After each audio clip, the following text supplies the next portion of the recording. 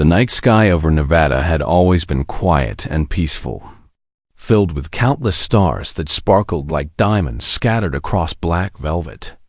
And Marcus Chun had spent many evenings sitting outside his scrapyard, just watching them while drinking cheap beer and thinking about nothing in particular. Marcus was a mechanic by trade and a tinkerer by nature.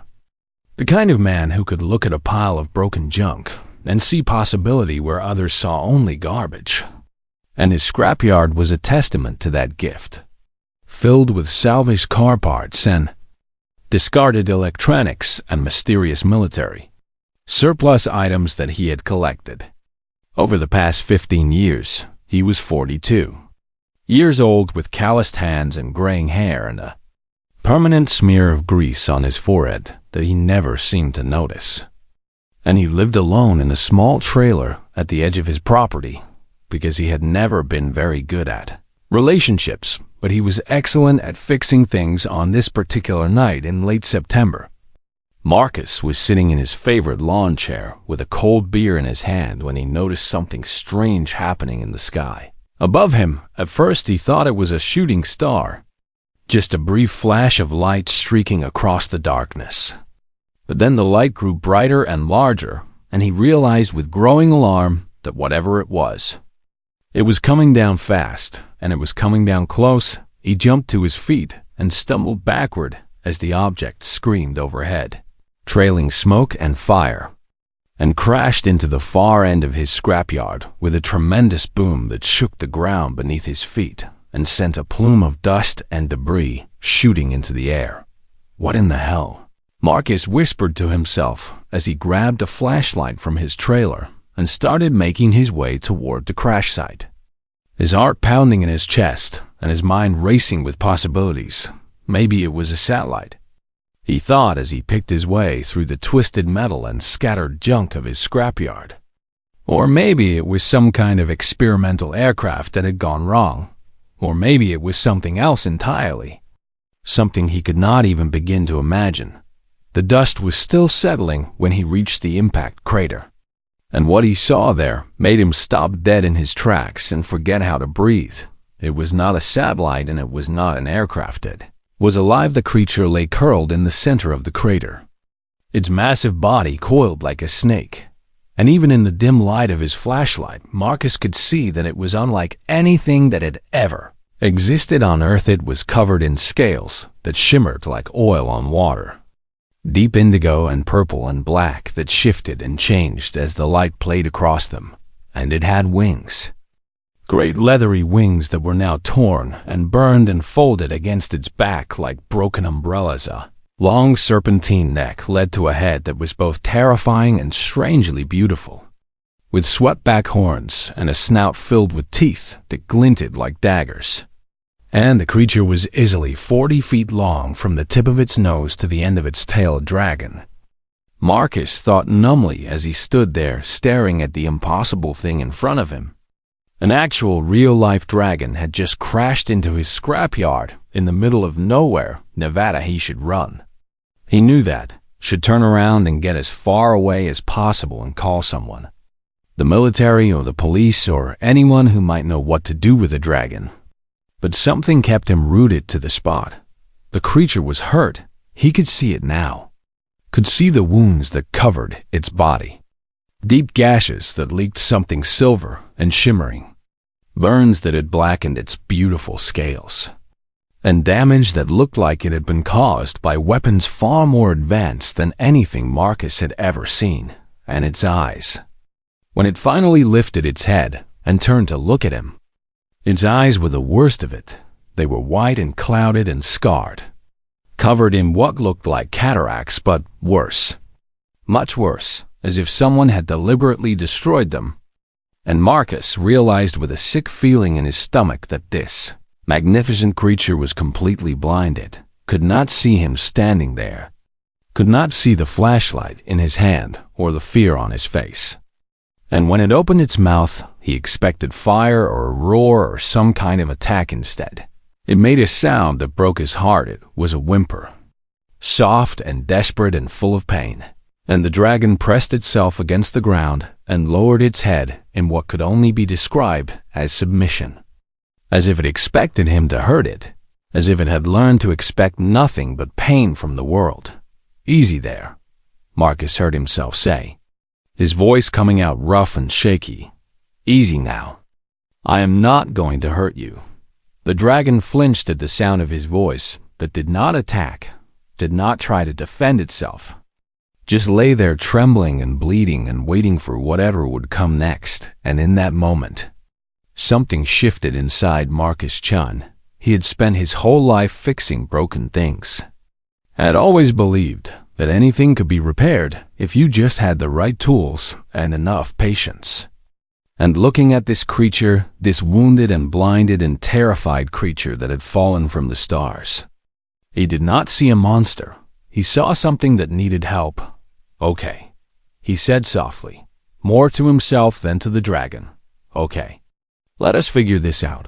He went back to his trailer and gathered everything he could think of that might be useful.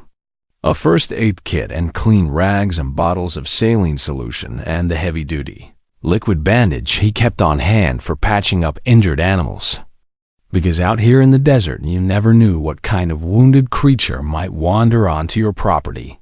The dragon watched him approach with those ruined eyes, tracking his movements by sound alone, and Marcus moved slowly and carefully, announcing each step before he took it. "I am coming closer now," he said in the calmest voice he could manage. "I'm going to try to help you, but you need to stay still and not eat me. Okay." That would be really helpful. He did not know if the creature could understand him, did not know if it could even comprehend human speech. But he kept talking anyway, because it seemed to calm them both close. The wounds were even worse than he had thought. Deep plasma burns and jagged cuts, and what looked like shrapnel embedded in the dragon's hide. And Marcus worked through the night cleaning and treating what he could, his hands steady even as his mind reeled at the impossibility of what he was doing. The dragon remained still throughout, only flinching occasionally when he touched a particularly painful spot, and sometimes it made small sounds. Clicks and rumbles and what might have been words in a language Marcus did not understand by the time the sun began to rise. Marcus had done everything he could for the creature's body, but he could do nothing for its eyes. He sat back on his heels and looked at the dragon's face, at those milky white orbs that stared at nothing, and he felt a surge of anger at whoever had done this, whoever had taken this creature's sight and left it to die. "Who did this to you?" he asked quietly. Not expecting an answer, the dragon's head turned toward him, those blind eyes somehow finding his face. And it made a sound that was almost like a sigh. Over the next few days, Marcus fell into a strange routine, waking early to check on the dragon and bring it food, which turned out to be a challenge because he quickly discovered that it did not eat normal meat but seemed to prefer fish and poultry.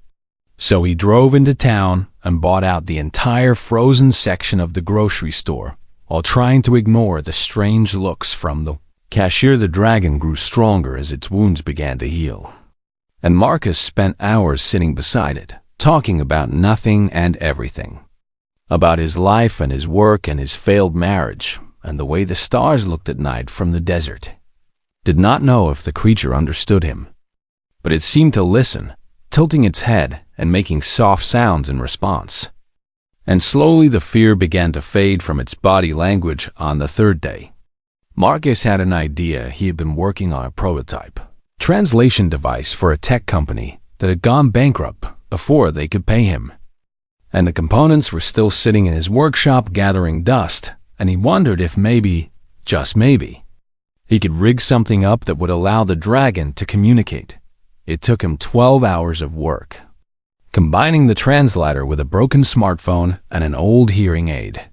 And when he finally finished, he was not sure it would work at all, but when he fitted the device around the dragon's horn and turned it on, the creature went very still, and then, in a voice that was tinny and halting but unmistakably real, it spoke. "You are not afraid of me." Marcus let out a breath. He did not know he had been holding. "Should I be?" Yes, the dragon was quiet for a long moment. And when it spoke again, there was something in its voice that sounded almost like wonder. My name is Kethvora, and I have traveled very far. And you are the first creature in 3 years who has shown me kindness instead of cruelty. Marcus sat down heavily on an overturned bucket and ran a hand through his hair, while Kethvora, he said, "Welcome to Earth."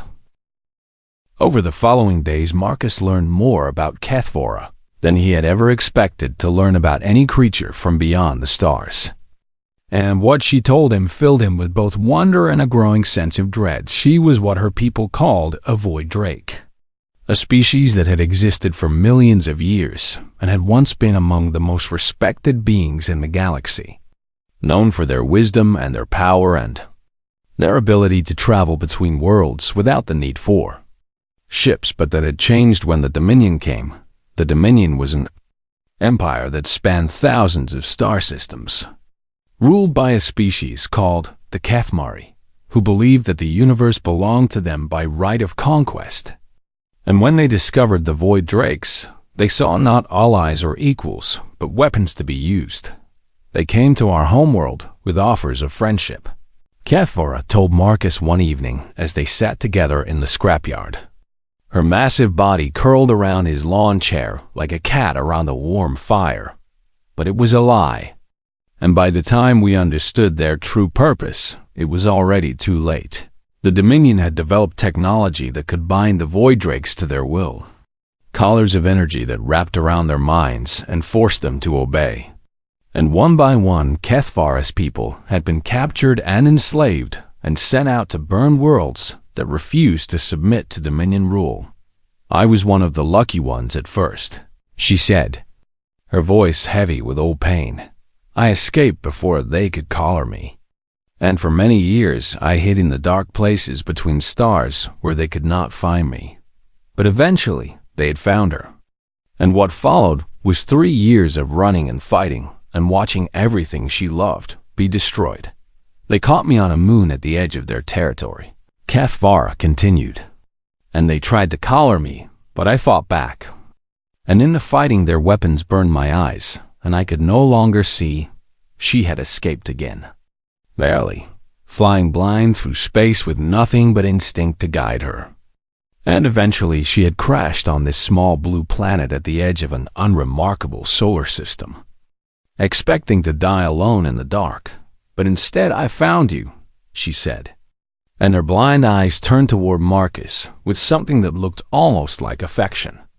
A creature who was not afraid, who did not run, who chose to help instead of harm. Marcus was quiet for a long moment, processing everything she had told him. So these Dominion guys, he finally said, they are the ones who did this to you, who blinded you. Yes, and they are still out there, still looking for you. Yes, they never stop. They will never stop. I am too valuable to them as a symbol, the last free void drake in the galaxy. And they will hunt me until they find me or until I am dead. Marcus looked up at the stars, at the vast and suddenly frightening expanse of space that surrounded their little world. And he felt something cold settle in his stomach. But when he looked back at Kethvora, at her scarred and blinded face and her healing wounds and the way she had curled herself around him like she was trying to protect him even now, the cold feeling was replaced by something else, determination.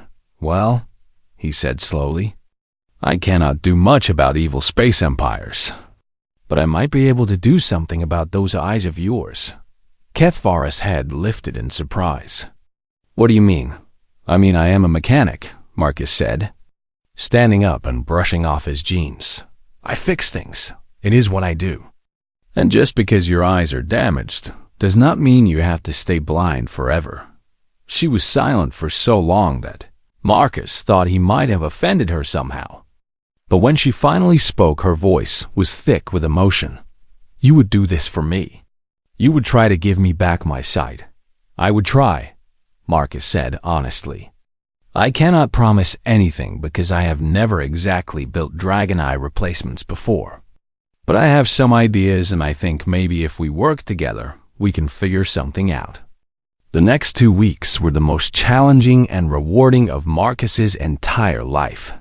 He started by studying Kethvora's damaged eyes, using every piece of medical equipment he had salvaged over the years to understand exactly what had been destroyed and what might still be functional. What he found surprised him. The eyes themselves were beyond repair, burned and scarred beyond any hope of healing, but the neural pathways behind them, the connections between her eyes and her brain, were still intact, still waiting to receive signals that would never come. It is like a television with a broken antenna, Marcus explained to Kethvora as he sketched out designs on scraps of paper. The TV still works fine. It is just not receiving any signal. So what we need to do is build you a new antenna. He started with a pair of night vision goggles he had bought at an army surplus auction, taking them apart piece by piece and studying how they converted invisible light into something human eyes could see. Then he moved on to medical imaging equipment, salvaging sensors and processors from an old MRI machine that had been too expensive to repair. And he spent hours figuring out how to miniaturize the components and make them work together. The hardest part was the neural interface, the piece that would actually connect the visor to Kethvara's brain and translate the visual data into something she could understand. For that he needed something special, and he found it in a box of prototype tech he had acquired from a government auction years ago. A neural bridge designed to help paralyzed patients control prosthetic limbs with their thoughts. "This is incredible," Kethvara said as she watched him work, using her other senses to follow his movements, even though she could not see. "Your species is so young compared to mine, and yet you create such wonders. We are pretty good at making stuff," Marcus admitted with a grin, "especially when we have a good reason to." The visor took shape over the course of 2 weeks. A sleek curved device that would fit over Kethvara's eye sockets and connect directly to the neural pathways behind them. And with each day that passed, Marcus grew more confident that it might actually work. But he also grew more worried. Kethvara had told him that the Dominion was still hunting her, that they would never stop. And every night he looked up at the stars and wondered if somewhere out there enemy ships were already on their way. He did not share these worries with Kethvara because she had enough to deal with already. But she seemed to sense his fear anyway. "You are afraid," she said one night as he was putting the finishing touches on the visor. "A little," he admitted. "Of me?" "No," Marcus said quickly. "Never of you. I am afraid of what might be coming. Of what might happen if these Dominion guys show up." Kethvara was quiet for a moment, and when she spoke her voice was gentle. "You should give me up if they come," she said. "You should tell them where I am and let them take me. Your world should not suffer for my sake." Marcus put down his tools and looked at her, at this magnificent creature who had been hunted and tortured and blinded, and still somehow managed to think about the safety of others before herself. "That is not going to happen," he said firmly. "You are my friend now, Kethvara, and I do not abandon my friends." She made a sound that might have been a laugh or might have been a sob, and she did not argue with him again. The day Marcus finished the visor was bright and clear, with a blue sky that seemed to stretch on forever and a warm breeze that carried the smell of the dessert. Kethvara lay very still as he fitted the device over her scarred eye sockets, adjusting the straps and checking the connections and making sure everything was secure. "Okay," he said, his heart pounding with anticipation and fear. "I am going to turn it on now, and I need you to tell me what you experience. Even if it is nothing, even if it hurts, I need to know what is happening." "I understand," Kethvara said, and her voice was steady, even though her body was trembling. Marcus took a deep breath and flipped the switch. The visor hummed to life, its sensors activating and its neural interface reaching out to connect with Kethvara's brain. And for a long, terrible moment, nothing happened. Then Kethvara gasped. "Marcus," she whispered. "Marcus, I can see. I can see." Tears were streaming down her face, silver liquid that sparkled in the sunlight. and she was looking around wildly, her head turning this way and that as she took in everything around her. "It is not the same as before," she said, her voice breaking with emotion. "Everything is in shades of blue and gold, and I can see heat signatures and electromagnetic fields and things I do not have words for. But I can see. Marcus, I can see you." She lowered her great head until they were face to face, until those glowing mechanical eyes were looking directly into his. And Marcus saw himself reflected in their depths. A small gray-haired man standing in a junkyard in the middle of the desert. "You gave me back my sight," Kethvara said softly. "You gave me back my hope."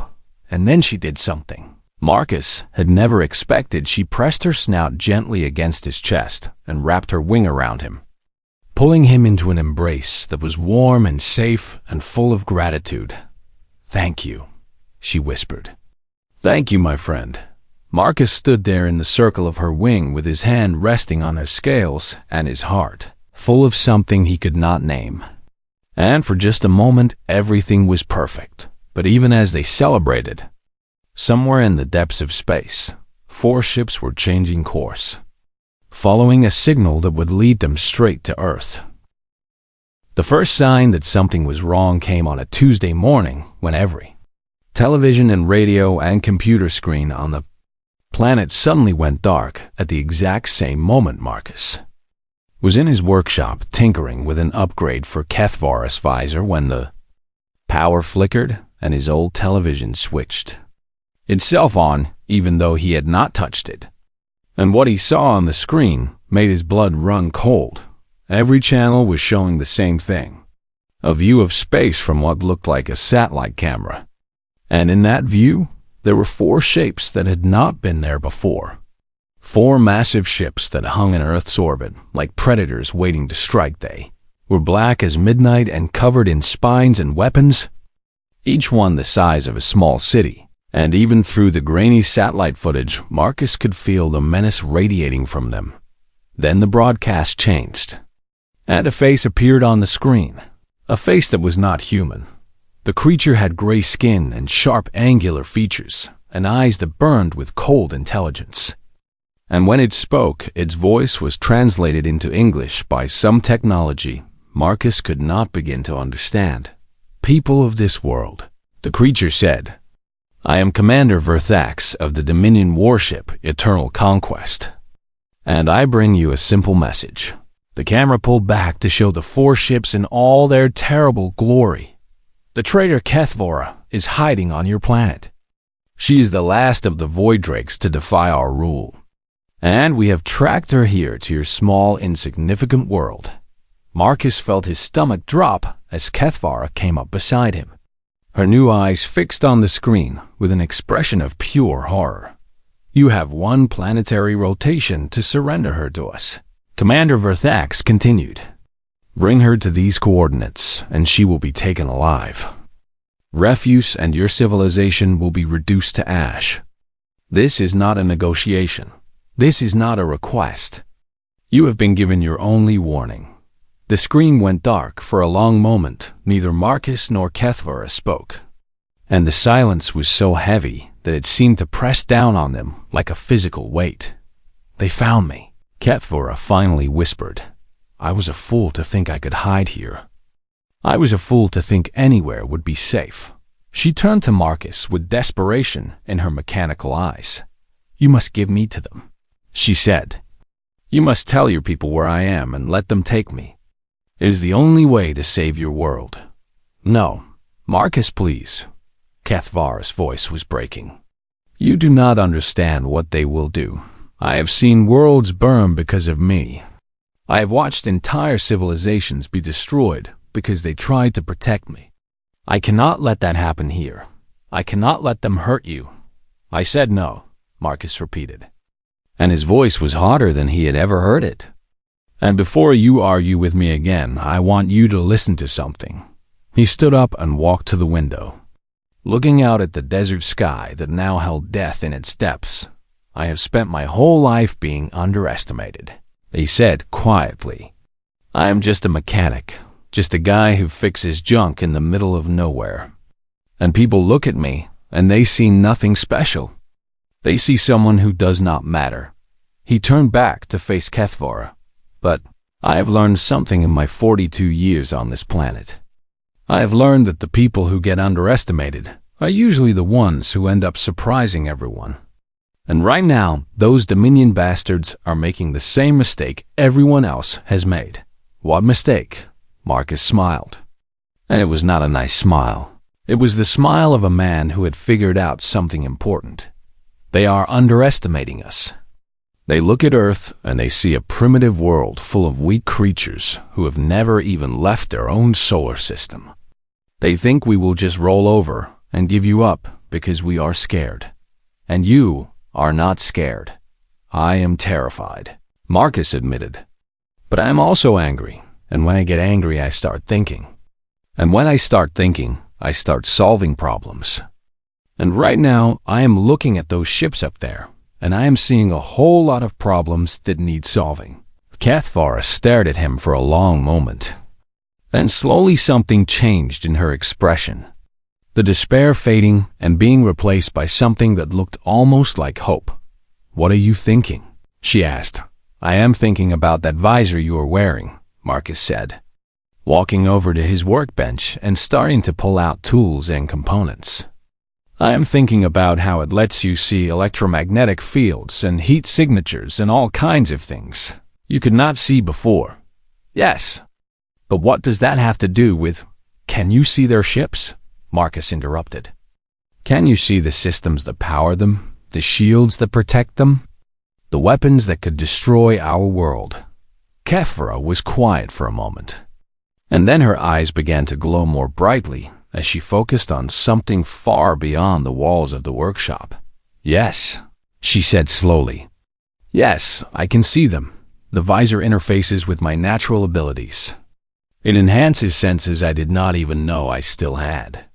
I can see their shield harmonics, their power distribution, their weapons frequencies. She stopped and stared at Marcus with sudden understanding. Their weaknesses, she breathed. Now we are talking, Marcus said. And he started sketching on a piece of paper with furious energy. You can see them and I can build things. And together we might just be able to give these Dominion jerks the surprise of their lives. The next 24 hours were a blur of activity and fear and desperate hope, while the rest of the world panicked and governments argued about what to do and militaries prepared for a fight they could not possibly win. Marcus and Kethvara worked together in a dusty scrapyard in the middle of nowhere, Nevada. Marcus built an amplifier that would boost the range and power of Kethvara's visor, allowing her to not just see the Dominion systems, but actually interface with them, to reach out with her mind and touch their technology the way she had once been able to touch the stars. Kethvara helped him understand what he was building, explaining the principles of energy manipulation and neural linking that her people had mastered over millions of years. And together, they created something that should have been impossible. This is insane, Kethvara said, as Marcus welded the amplifier to a harness that would fit around her chest. Even if this works, even if I can hack into their systems, we still have to get close enough to use it. I know. Their point defenses will destroy any aircraft before it gets within 100 miles of those ships. I know. Then how? You are not an aircraft, Marcus said simply, looking up at her with complete confidence.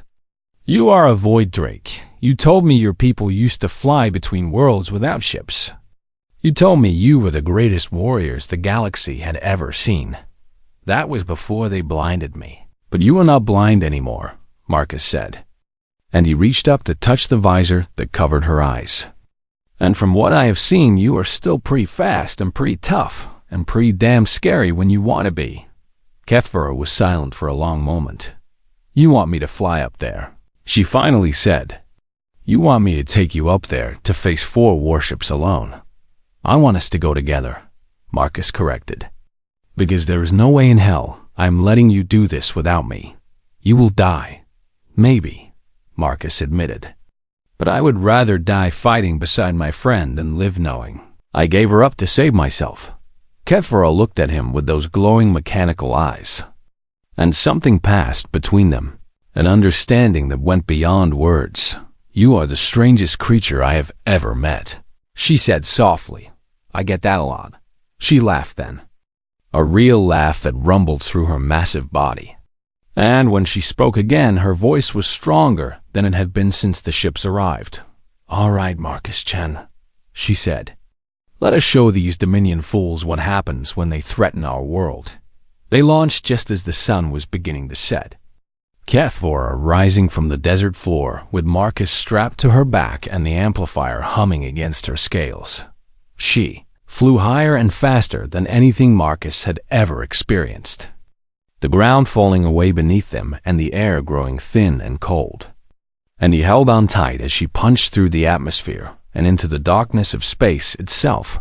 Her wings should not have worked in the vacuum, but they did, somehow catching energies that Marcus could not see and pushing them forward toward the 4 black ships that hung in orbit like hungry wolves.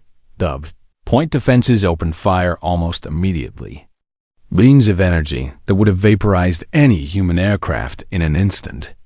But Kethvora was not an aircraft, she was a dragon, and she danced.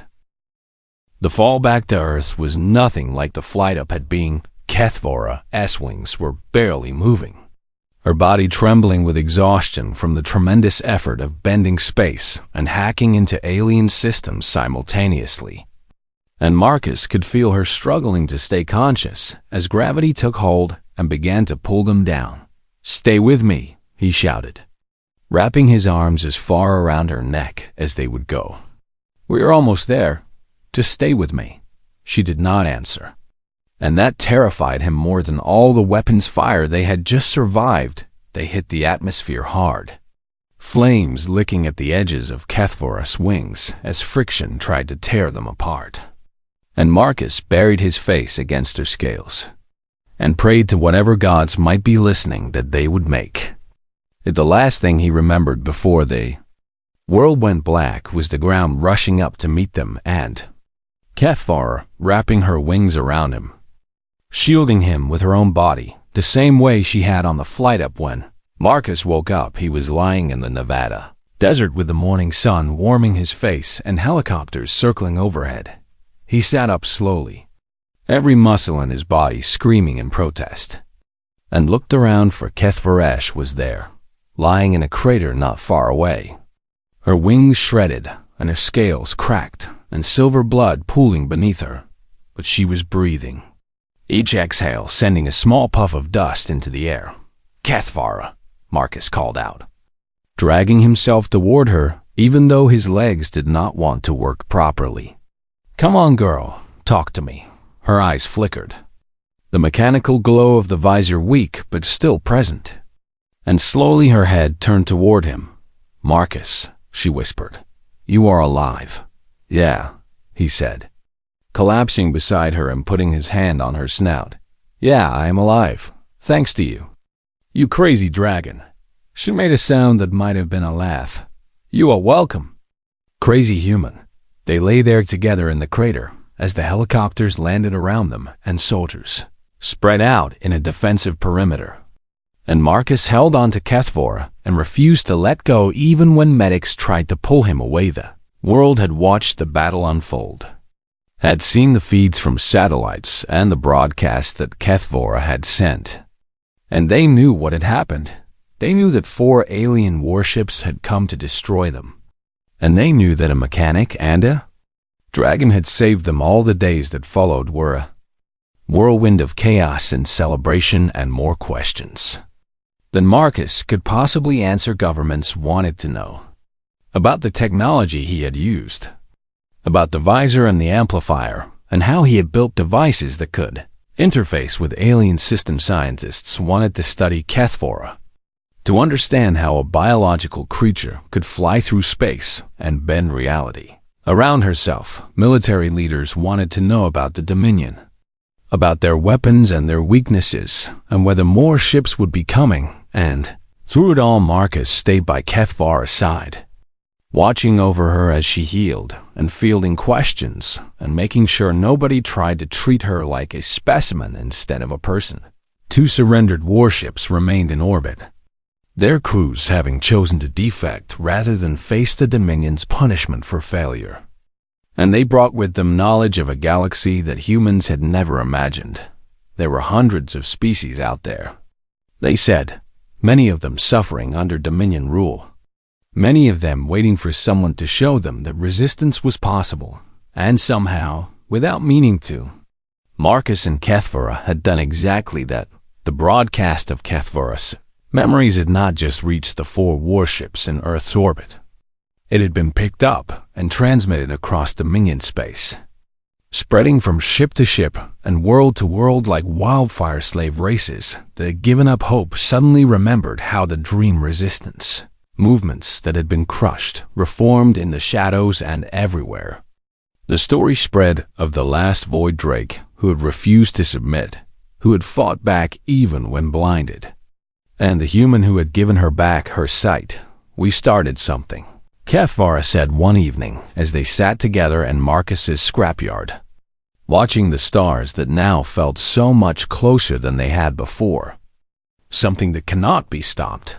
Is that a good thing or a bad thing? Marcus asked. I do not know, she admitted. The Dominion will respond. They will send more ships. They will try to crush us before we can inspire others to rise up. So we will need to be ready for them. Yes, Marcus was quiet for a moment, thinking about everything that had changed and everything that was still to come. You know, he finally said, I was just a mechanic before you crashed into my life. I fixed cars and appliances and junk that nobody else wanted. I never thought I would matter to anyone outside this scrapyard. And now apparently I am some kind of intergalactic symbol of hope, Marcus said with a wry smile. Which is weird, because I still cannot figure out how to fix my own washing machine. Kethvara laughed. That deep rumbling sound that Marcus had come to love. And she nudged him gently with her snout.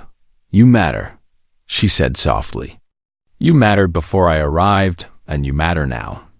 The only difference is that the universe has finally noticed, a week later, representatives from 3 different alien species arrived on Earth. Having followed the story of the battle and come to offer their support, they brought technology and knowledge and hope.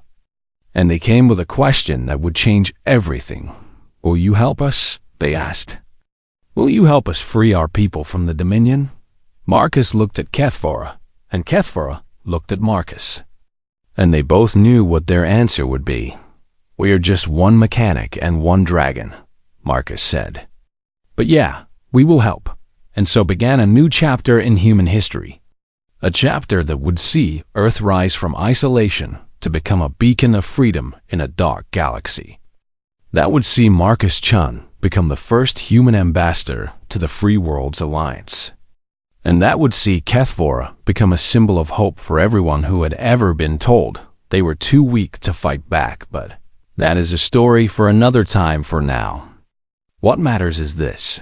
In a scrapyard in the Nevada desert, a man had found a broken dragon and chosen to fix her. He had given her back her sight. And she had given him a purpose. Together they had faced down an empire and won. Not through strength or numbers or superior firepower, but through compassion and courage and the simple stubborn refusal to give up on each other. And in doing so, they had changed everything. The plaque was installed 3 years later, after the first wave of Dominion reprisals had been beaten back and the Free Worlds Alliance had grown strong enough to stand on its own. It was small and simple. Just a bronze rectangle mounted on a post in the spot where Kethvara had first crashed. And it read, Here, a man fixed what was broken and changed everything. Marcus thought it was too dramatic, and he complained about it every time he walked past it, which was often since he still refused to leave his scrapyard no matter how many fancy ambassadorial residences were offered to him. Kethvara thought it was not dramatic enough, and she would add to the story every time she told it, making the battle bigger and Marcus braver and the whole thing more epic than it had actually been. They argued about it constantly, playfully, the way only true friends can argue, and they never stopped being family. Marcus had never known what real speed felt like until that moment. Had never understood what it meant to move so fast that reality itself seemed to blur and stretch. Around him, Kethvora flew through the weapon's fire like water flowing between stones, her body twisting and rolling and diving with a grace that should have been impossible for a creature of her size. And every shot that should have killed them passed harmlessly through the space, where they had been just a fraction of a second before. The visor was working perfectly, its sensors feeding data directly into Kethvora's brain, showing her exactly where each shot would land before it was even fired. And she used that knowledge to stay one step ahead of death itself. "How are you doing back there?" she called out as she barrel-rolled past a cluster of missiles that exploded harmlessly behind. The Marcus could not answer because he was fairly certain that if he opened his mouth, he would either scream or vomit or both. But he managed to give a thumbs up that Kethvora could not see, but somehow seemed to sense anyway. "Hang on," she said. "This is where it gets interesting." She folded her wings and dove straight toward the nearest warship, a massive vessel covered in weapons that all swiveled to track her approach.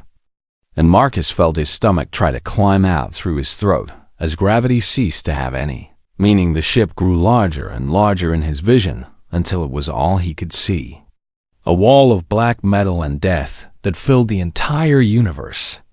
And just when he was certain they were about to crash, Kethvora pulled up and skimmed along the surface of the hull so close that Marcus could have reached out and touched it. She was not just dodging anymore. She was looking for something, her enhanced eyes scanning the ship's surface for a weak point. And Marcus felt the amplifier on her chest begin to hum louder as she found what she was searching for. "There," she said. "A junction point where their shield generators connect to their main power grid. If I can interface with it." "Do it," Marcus shouted over the roar of energy weapons firing all around them.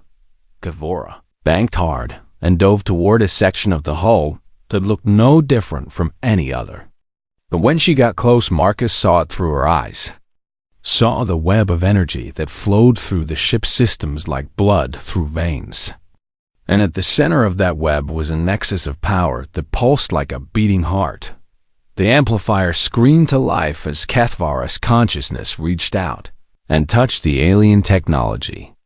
And for a terrible moment, Marcus felt her pain as the Dominion systems tried to push her out, tried to burn her mind the way they had burned her eyes. But Kethvora had not survived 3 years of running and fighting and hiding by being weak. And she pushed back with everything she had. "I am in," she gasped. And her voice was strained but triumphant. "Marcus, I am inside their systems. I can see everything. I can—" She stopped suddenly. And even through the chaos of the battle, Marcus could feel her shock. "What is it?" he asked. "Their crews," Kethvora said softly. "Most of them are not Kethmari. Most of them are slaves from conquered worlds. People who were forced to serve the Dominion, just like my people were forced to serve." Marcus thought about what that meant. About the thousands of beings on these ships who were not enemies but prisoners. And he made a decision. Can you talk to them? What? Can you broadcast? Can you use their systems to send a message to everyone on every ship? Kethvora was quiet for a moment. And then she understood. "Yes," she said. "Yes, I can do that." "Then do it. Show them who you are. Show them what the Dominion did to you. Show them the truth." She reached deeper into the ship's systems, past the weapons and shields and navigation, into the communication networks that connected the 4 vessels, and she broadcast not words, but memories. Every screen on every ship suddenly showed the same thing. Kethvora's own experiences playing out for thousands of eyes to see. They saw her homeworld, beautiful and peaceful and filled with her people. They saw the Dominion arrive with smiles and lies and hidden weapons. They saw the collars that bound the Void Drakes to slavery, saw Kethvora's family and friends fall one by one, saw her escape and run and fight for her freedom, They saw the moment she was captured, the moment they burned her eyes, the moment she flew blind into the dark, not knowing if she would ever see again. And they saw what happened next. They saw a small blue planet at the edge of the galaxy. A tiny world that the Dominion had written off as primitive and unimportant. They saw a human, just one human, find a wounded dragon in his scrapyard and choose to help instead of harm. They saw Marcus work for weeks to build a device that would give her back her sight. Saw him refuse to give her up even when death hung in the sky. Saw him climb onto her back and fly into battle because he would not let his friend face the darkness alone. The broadcast ended. And for a long moment, nothing happened then. The shields on the nearest warship flickered, and Dekethvora felt it through her connection to their systems. Felt the crew of that ship making a choice. Felt them shutting down their weapons and opening their bay doors in surrender. One down, Marcus said. And despite everything, he was grinning. The second ship followed moments later. Its mostly slave crew inspired by what they had seen to finally rise up against their masters. And chaos erupted through the Dominion network as loyalists and rebels fought for control. But the flagship and its sister vessel remained hostile. Their commanders clearly not persuaded by memories of suffering. And they turned all their weapons toward Kethvara with deadly intent. We need to take out their weapon systems, Kethvara said as she dove and weaved through a fresh barrage of fire. But if I focus on hacking them, I will not be able to dodge effectively. How long do you need? 30 seconds. Maybe 40.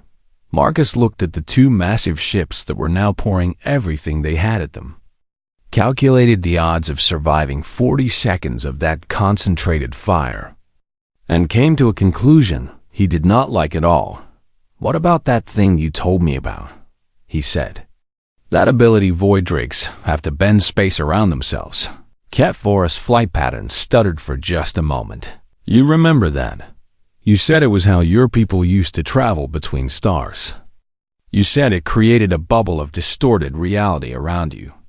What if you use that to protect us while you hack their systems? It might work, Kethvara admitted. But the strain would be enormous. I have not used that ability since I lost my eyes. I do not know if I still can. You can, Marcus said with absolute certainty. I believe in you. Something changed in Kethvara then. Some final barrier breaking down, some old fear falling away. And she stopped running. She turned to face the two warships head-on, her wings spreading wide as energy began to gather around her. And Marcus watched in awe as reality itself seemed to bend and twist in response to her will. The weapons fire hit them, hit the bubble of distorted space that surrounded them, and bounced away like rain off a windshield. I can see them, Kethvara said. And her voice was different now, deeper and more powerful. The voice of a being who had finally remembered what she was. I can see every system, every weakness, every flaw, then tear them apart. She did. Her consciousness slammed into the flagship systems like a tidal wave, overwhelming their defenses and taking control of everything. And suddenly, the ship's own weapons were turning on itself, blasting holes in its own hull and destroying its own engines. The sister vessel tried to run. But Kethvara was faster, her mind reaching across the gap between them and seizing their navigation systems. And the ship veered hard to the side and slammed directly into the crippled flagship, and a cascade of explosions that lit up the sky. It was over in seconds. 4 warships had come to Earth expecting an easy victory. And now 2 were surrendering. 1 was destroyed, and 1 was dying. Its commander's final screams cutting off as the bridge collapsed around. Kethvara hovered in space surrounded by debris and victory. And Marcus realized he was crying. We did it, he whispered. Holy hell, we actually did it. Yes, Kethvara said softly. We did. And then she began to fall. The final battle came 5 years after Kethvara first crashed into Marcus Chen's scrapyard. And it was nothing like anyone had expected. The alliance had grown strong enough that the Dominion could no longer simply crush it with military force. And the Empire's leaders knew that their reign was coming to an end, one way or another. But the supreme commander of the Dominion, an ancient being named Varnaketh, who had ruled for 300 years, was not willing to surrender if he could not keep his empire. He decided that no one would have anything. The weapon was called the Silence, a device that had been developed in secret for centuries, and its purpose was the complete annihilation of all life in the galaxy. It would take time to activate, years of charging and preparation, but once it fired, nothing would survive. Not the Alliance, not the Dominion, not even the worlds that had tried to stay neutral in the conflict. Intelligence about the Silence reached the Alliance through defectors who could no longer stomach what they had been ordered to do. And the Council met in emergency session to decide how to respond. "We have to strike now," said one of the military commanders. "Before the weapon is fully charged, our forces are not strong enough for a direct assault on the Dominion homeworld," countered another. "We would be destroyed before we got anywhere near the Silence." The debate raged for hours. Strategies proposed and rejected, plans made and discarded, until finally Marcus stood up from his seat in the corner where he had been listening quietly. "I have an idea," he said. "But you are not going to like it." The plan was insane. Everyone agreed on that. But it was also the only option that had any chance of success. Instead of attacking the Dominion homeworld with a fleet, the Alliance would send a small team to infiltrate the planet and disable the Silence from the inside, and that team would consist of just two beings, Marcus Chen and Kethvora. "This is suicide," Kethvora said when Marcus first proposed the idea. "Even with my abilities, we cannot possibly fight our way through an entire planet's defenses." "We are not going to fight our way through," Marcus replied. "We are going to walk right in."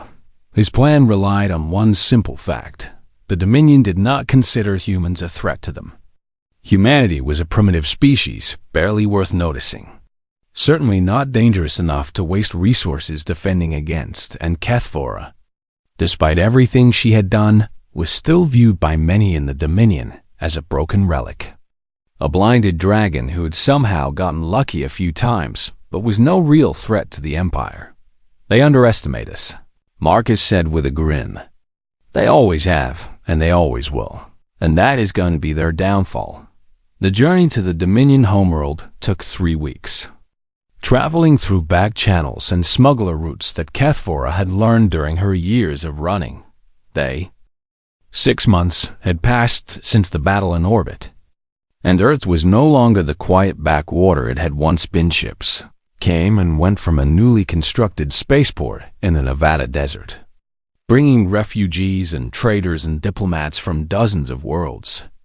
And the Free Worlds Alliance grew stronger with each passing day. Marcus had reluctantly accepted his role as ambassador, though he insisted on conducting most of his meetings in his workshop while covered in grease, which frustrated the more formal alien diplomats to no end. Farah had become the face of the resistance, traveling to oppressed worlds to inspire uprisings and leading strike teams against Dominion supply lines. But she always came back to Earth, always came back to the scrapyard that had become her home. On this particular evening, she returned from a mission, looking more troubled than Marcus had seen her in months. "What happened?" he asked, setting down his tools and giving her his full attention. "We freed a slave ship," Kethvora said slowly. 300 beings from 12 different species, all of them taken from their homes and forced to work in Dominion mines. That sounds like a success. It was. But among the freed slaves there were children. Kethvora's voice grew heavy. Young ones who had never known anything but captivity, who had been born in chains and raised to believe that was all they could ever be. Marcus was quiet for a moment, letting her continue. "One of them, a small creature from a species I had never encountered, asked me a question," Kethvora said. "She asked me what the sky looked like, and I realized she had never seen it. Had spent her entire short life in the darkness of a mining vessel. Had never even imagined that there could be something beyond those metal walls. What did you tell her? I showed her, HFY said. And there was something fierce in her voice now. I took her to a viewport and I showed her the stars. And when she saw them, she started crying, not from sadness, but from wonder. From the realization that the universe was so much bigger and more beautiful than she had ever dreamed. She turned to Marcus with those glowing mechanical eyes. That is what we are fighting for, she said. Not just freedom from the Dominion, but the chance for everyone to see the sky. Marcus nodded slowly, understanding something he had not fully grasped before. We need to do more, he said. Not just fighting and freeing, but building. Creating something better than what the Dominion has made. What are you thinking? I am thinking that I am a mechanic, Marcus said with a grin. And what do mechanics do best? Fix things. Exactly. And the galaxy is pretty broken right now. So maybe instead of just winning battles, we should start fixing the damage the Dominion has done. That conversation led to the founding of the Restoration Initiative. A project that would eventually span hundreds of worlds and employ millions of beings of every species. The V concept was simple but revolutionary. Instead of just liberating worlds from Dominion control, the Alliance would help them rebuild, sending engineers and teachers and healers to help establish new governments and economies and ways of life, and at the heart of the initiative were the mechanics. A corps of volunteers who had been inspired by Marcus's story and who now traveled the galaxy fixing everything from broken infrastructure to broken spirits. Marcus designed the program himself, drawing on his decades of experience making something useful out of junk. And the first class of mechanics included humans and aliens, and even a few reformed Dominion soldiers who had switched sides after the battle over. HFY became a teacher as well as a warrior, instructing young void drakes who had been freed from Dominion control in the ancient arts. Their people had nearly forgotten the Visor technology that Marcus had invented, was adapted and improved and distributed to others. Not just those who had lost their sight, but anyone who needed to see the world in new ways and slowly. So slowly that it was almost impossible to notice day by day. The galaxy began to change. The Dominion did not take this lying down, of course. They launched counterattacks and sent assassins and tried every trick they knew to crush the rebellion before it could grow too strong. And there were dark days when it seemed like all hope was lost. But every time the Alliance faltered, someone would remember the story of the mechanic and the dragon. Would remember that victory was possible, even against impossible odds. And they would find the strength to keep fighting. Marcus himself nearly died twice in that first year. Once when a Dominion strike team attacked the spaceport, and once when a piece of equipment he was testing exploded in his workshop. Both times HFY saved him. And both times she lectured him for hours afterward about taking unnecessary risks. You are too important to lose, she would say. I am just a mechanic, he would reply. You are my friend, she would counter. And that makes you the most important being in the galaxy to me. It was during one of these recovery periods that Marcus first had the idea that would change everything. He was lying in a hospital bed, healing from burns he had received in the explosion, when a young alien visited him. A member of a species called the Velthari, who had recently joined the Alliance. The young alien was missing both arms, lost in a Dominion attack on his homeworld. And he had come to thank Marcus for the mechanical replacements that had been given to him based on Marcus's original Visor designs. They work perfectly, the young alien said, flexing fingers that gleamed with silver metal. Better than my original arms in some ways, but I still feel broken. I still feel like less than what I was. Marcus looked at him for a long moment. Can I tell you a secret? He asked. The alien nodded. The first time I met HFY, she was broken too, Marcus said. Blind and wounded, and convinced that she was nothing but a burden, that the universe would be better off without her. And you fixed her. No, Marcus said firmly. I gave her tools to help herself, but she was never broken in the ways that mattered.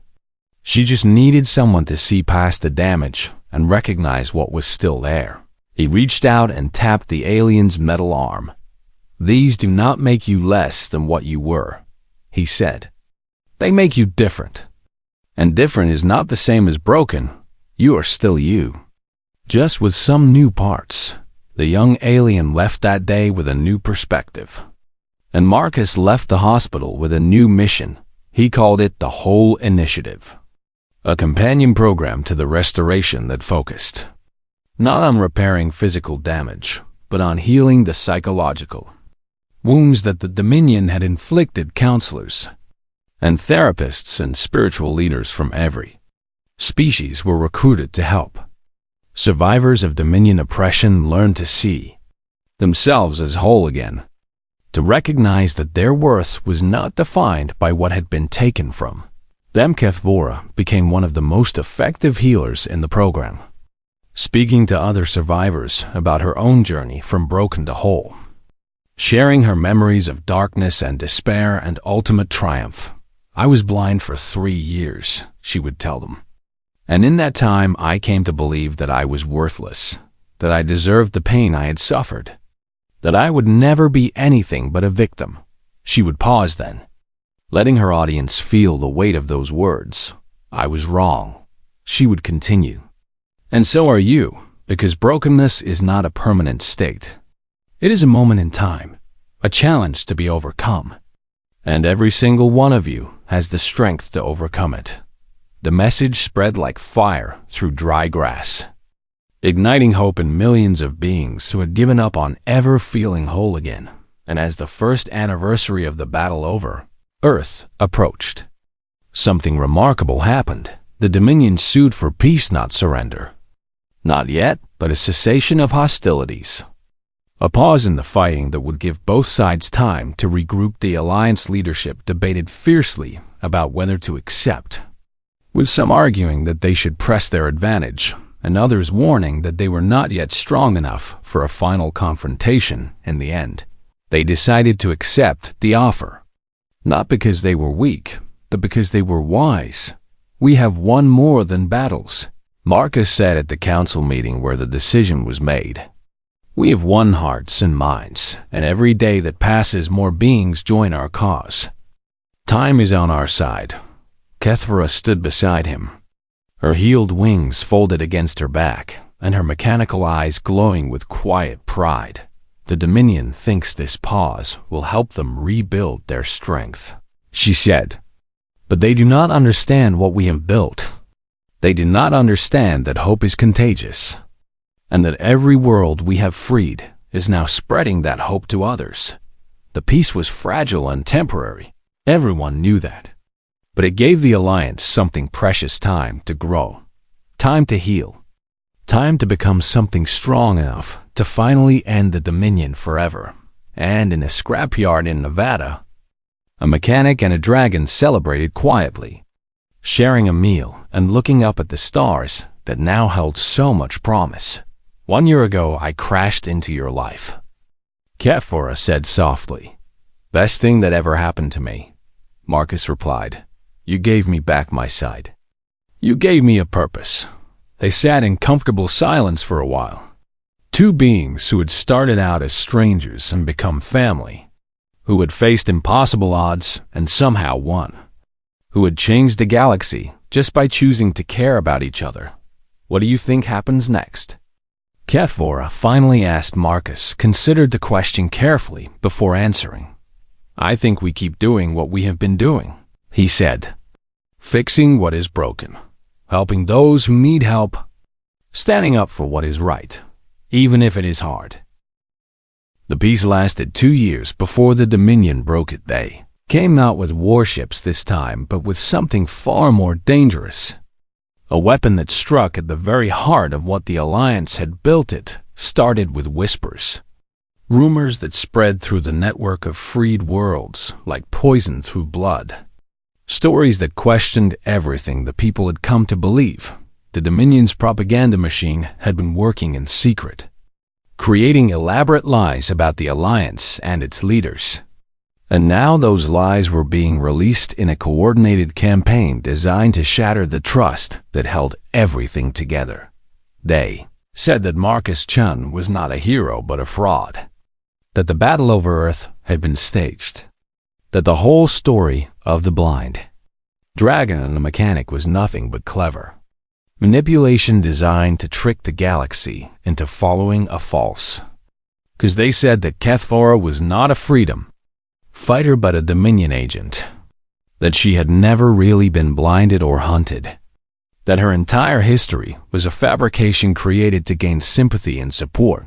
They said that the Free Worlds Alliance was no better than the Dominion itself, just another empire looking to conquer and control, and that anyone who followed it would end up enslaved just like before. The lies were sophisticated and well-crafted, mixing just enough truth with fiction to make them seem believable.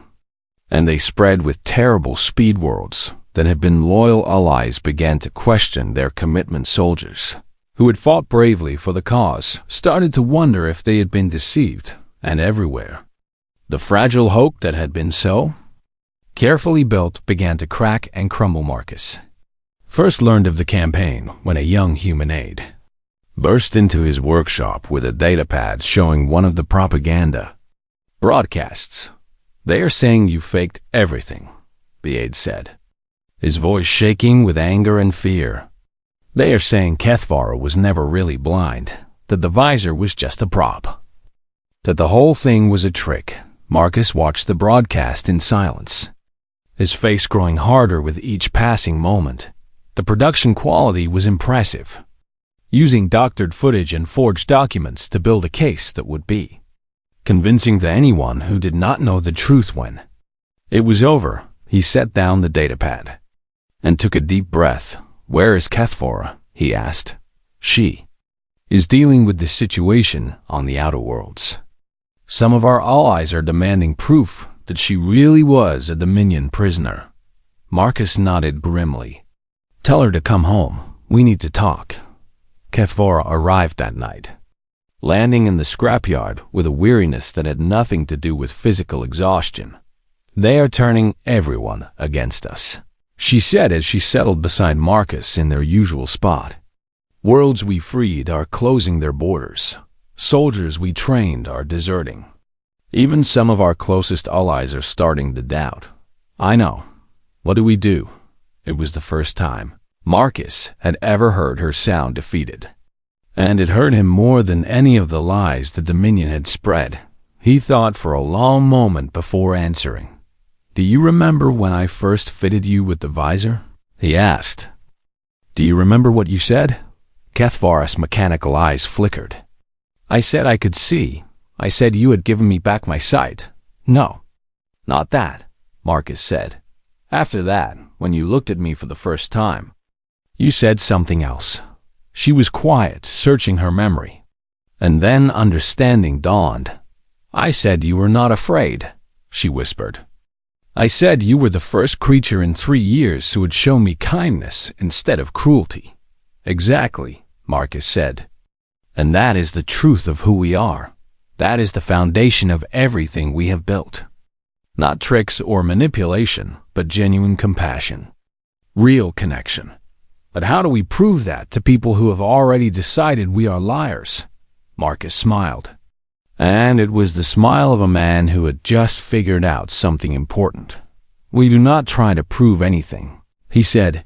"We just keep being who we are.